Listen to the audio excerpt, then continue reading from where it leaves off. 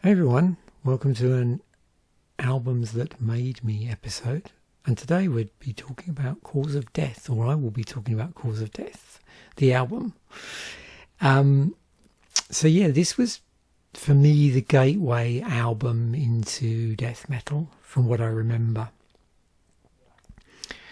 I think it's interesting because to me this album is a lot slower than other albums of that era, not quite so frantic.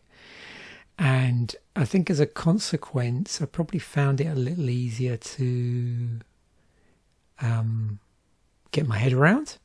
It'd be interesting to know if my exposure had been another album, whether or not I would have been so susceptible. So it sort of eased me in gently. Plus, it had a cover of Circle of the Tyrants, which I was already aware because I was already listening to Celtic Frost. So I suppose, the gateway to the gateway would have been Celtic Frost, but this was the album, I suppose, that fully sort of tipped me over the edge, if you like. The other thing that, and this is an interesting way in which I sort of discovered music, was that I went to other bands via a certain musician in this band, rather than saying, I've heard this album, maybe I should listen to some other bands in the same mould, like Morbid Angel, that sort of thing. And it was more, I got into other bands because I really liked the lines that were being played in this music, and I associated those lead lines with James Murphy. Now, I think in here it does actually mention that he didn't contribute to the songwriting as such. I don't know how much the lead work was his, but there was something about, like I said, without knowing who played what and who was attributed to the songwriting, because even if someone writes the music, it's sort of difficult to know whether, you've got a lead guitarist, I'm assuming they're doing their own solos basically. But yeah, there was something about the melodic execution which really appealed to me, listening to it on his sort of lead work. So as a consequence, I sort of became interested in other stuff he'd been involved with as a guitarist, and it sort of turned out that he played on Spiritual Healing, so I went and bought that album.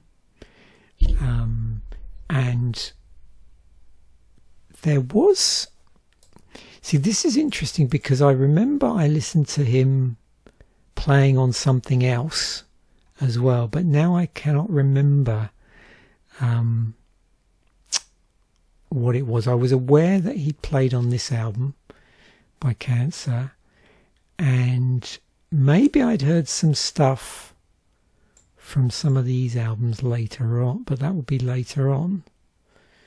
So there was a third source I'd heard him on, but I just cannot remember now where that was, because he didn't play in Testament until a lot later. So yeah, but certainly it would have been, so me listening to the Obituary album and then going, okay, he's also playing on Spiritual Healing as well. And so, yeah, I'd probably really like that album, and then sort of going out from there.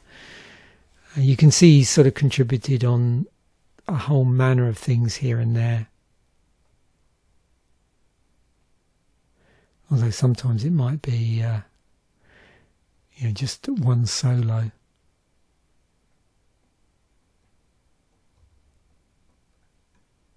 And he did play on Firewind as well, which is... that's the Greek... Okay, I'm getting confused with somebody else. Gorguts album. So yeah, it gets around a bit. So I'm going to dive straight in and look at my second brain stuff and just get it to nudge my memory in terms of when and where I then spanned out. So I think, yeah, definitely what was happening here is it was a slow burn with a lot of this stuff, and generally I did it by association. So what happened was, I was aware of this album. I did know it was a little bit slower than other stuff. And then through James Murphy, and he's saying James Tardy, James Murphy got into Death, and then through getting into Death became aware that the band, the lineup changed quite a bit over time, and I did know there was association between that band and the band's Cynic, which aren't listed here, but also the band Massacre, because there was they existed, I think, in parallel with Death, but also joined Death, and then after there was a big bust up, ended up releasing an album. I think it's called From Beyond. It may come up later when we look through some other stuff. So there was that almost like a 6 degrees of separation type thing, where you're sort of going, okay, what's the commonality between this album and this album? Oh, okay, there's an album there that's got a connection. So yeah, I'll buy that. So it's interesting that happened with that in this particular genre, actually. And for the other bands, I'm trying to remember if I actually ended up buying a lot of this stuff. I looped back round when I started listening to more sort of melodic death metal bands later on. So yeah, that happened a bit. Like I can remember, I suppose randomly listening to an Entombed album, which would have been their 4th or 5th album, and then going back and listening to some of the earlier stuff as well. So there was quite a bit of that going on. Some of these albums I've listened to through streaming more than anything, so certainly Bolt Thrower. Downside I didn't listen to till years later. Oh yeah, this is the band from carrying on the legacy of Bolt Thrower. They're a good band to check out if you've never checked them out. And this band, which is like a super group. What else have we got that might jog my memory? Oh, Morbid Angel. Yeah, so really for me it was the album after this. Was it Blessed of the Sick? Yeah. And that was through seeing like a semi-documentary either on TV or on Hard and Heavy or something like that, about, I think it was about the Florida death metal scene, and they were interviewing Morbid Angel on that, so that's where that association came about. There's Carcass. When did I first listen to them? Probably after they disbanded for the first time. I think the first one I listened to was probably, was it Descanting the Insalubrious? Something like that. And then Heartwork. And then the rest of them all on streaming.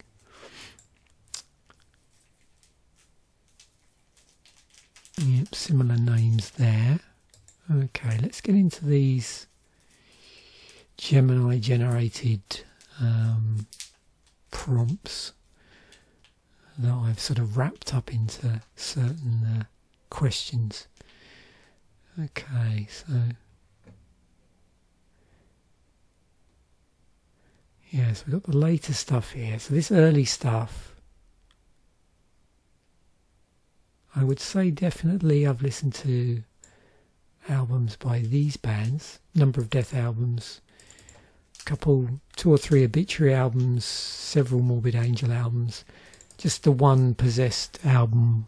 I'm trying to think of the name of the album now. It's sort of considered part of the lineage. Yeah. Seven Churches. That was the one I was trying to think of. Not so much Cannibal Corpse, not so much Suffocation. Probably a couple of Deicide albums I might listen to. Entombed over time, several now actually. Yeah. And then later on, certainly Carcass, Opiath, Nile, Cryptopsy, who are a Canadian band. Super high speed, technical, brutal. Yeah. Do have a Black Dahlia Murder album on vinyl.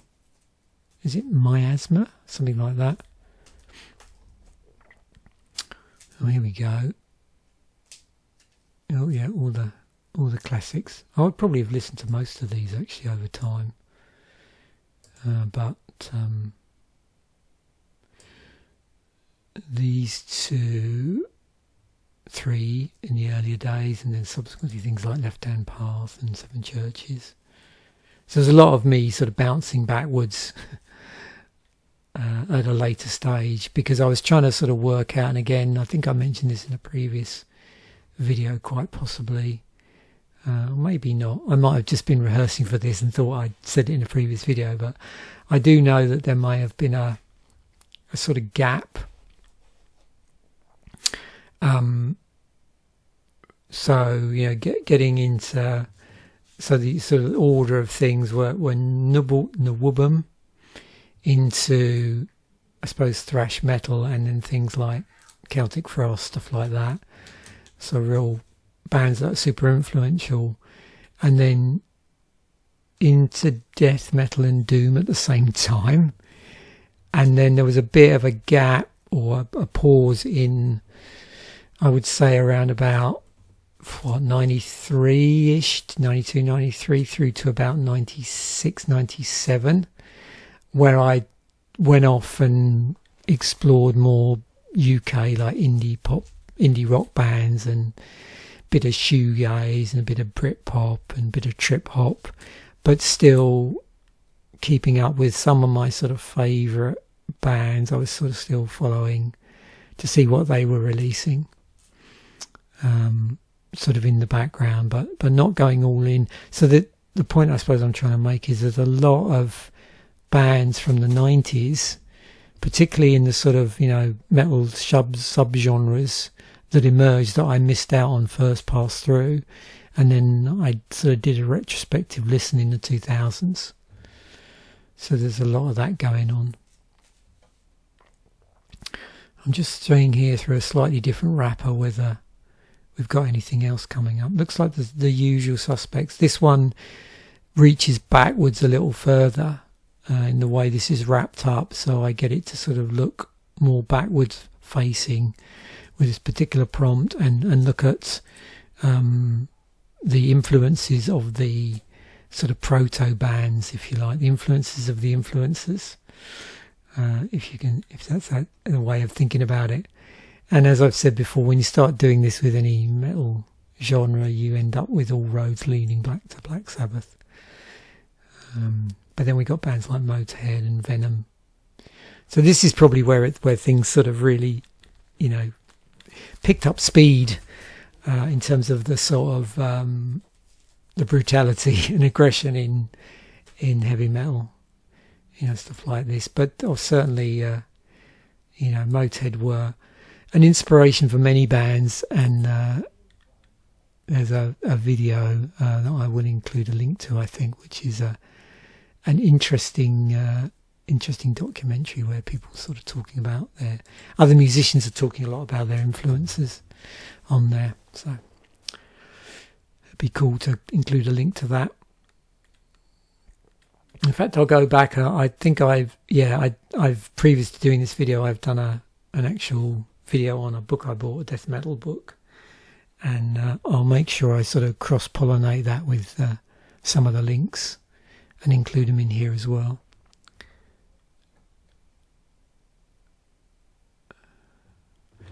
So we'll go into my slightly more refined one, which I think I downloaded the response for, so we'll look at that, because that's slightly easier to read because it's saved as a markdown. Okay, So this uses, the difference is this uses a thinking model to do the same prompt as I previously had in the other example, but that's a non-thinking model. So yeah, this has got things like Master and Deathstrike. I was sort of reviewing a Terrorizer special edition the other day actually, and noticed Master and Deathstrike coming up on an album list. So that's interesting, isn't it? It's going through from, if you're sort of familiar here, so we're going from Ace of Spades by Motorhead. I'll probably include something off of Overkill actually, maybe.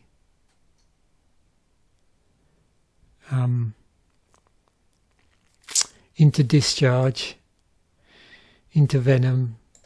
Yeah, the thinking models I've found do a pretty good job of getting the orders right on album releases. Sometimes in other models it doesn't always come out quite right.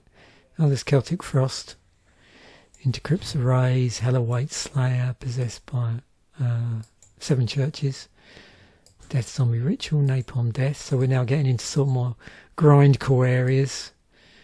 Terrorizer, Morbid Angel, Obituary from Slowly We Rock, Entomb Left Hand Path. So here we're sort of going into a bit of a melodic death metal, but not sort of teetering. So these were albums that took either grindcore or death metal and sort of pushed it slightly into more melodic areas.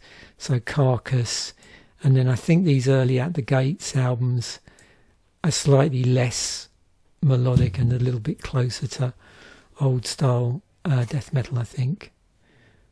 Certainly Entombed, yeah.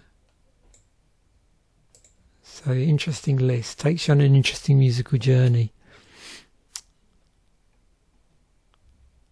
I did start, it's funny, I hadn't really listened to this for a long time, and I was listening to this the other day.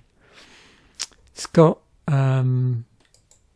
has it got people both who ended up, it's both from Morbid Angel and a guitarist who ended up in Napalm Death after this album, I think that's right.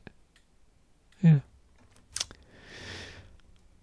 So yeah, interesting when I reflect on this, isn't it? That probably you could say the connections here and what made this an interest was individuals, really, rather than necessarily a style of music, because it there are a lot of cross connections when I think it through between different bands in the genre, and the fact that also Death had such a high turnover in their lineup as well. So yeah, interesting to reflect on that, and it's always interesting in these episodes where the different connections come to the fore when I actually come to sort of talk about it and reflect on how I got into different musical styles. So thanks once again for watching. Bye for now, and I will catch you in a future episode.